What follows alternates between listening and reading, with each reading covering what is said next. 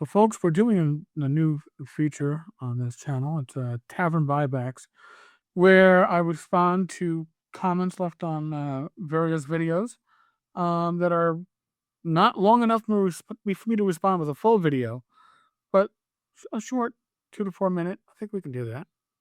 So, Helen JL and Stella J. A question, if we may please.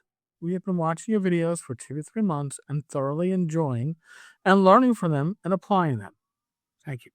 How do you keep DM notes, records, journal, or whatever the latest fad is? For the dungeon to feel alive, we think that we need a record of what has already happened. Example, PCs have cleared a guard post. When they return in very short time, they must see some evidence of their clearance. If they return 3 weeks later, things have changed. They may be different species, guards, etc., etc., etc. How do you keep your records?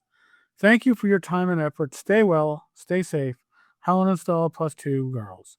UK, Eastern Finland. So, real quick, I am the definition of a lazy DM. Just gonna say that. So, one of my tricks is what I do for regular players in my games is I ask them to give me, after the session, they have a couple of days to do it, 2 to 3 paragraphs on what just happened, what of the last session. I don't ask them to do it in character, but I usually get it in character. I probably should ask for that in the future. And what I get back is, if I have 5 players doing it, I get 5 different views of what just happened. It's great because I keep my notes on a Word or Pages document on my second screen, and I just tap out half a sentence usually to prod my memory.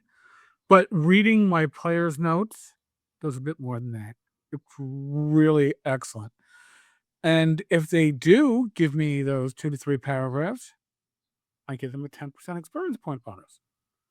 So I am rewarding them.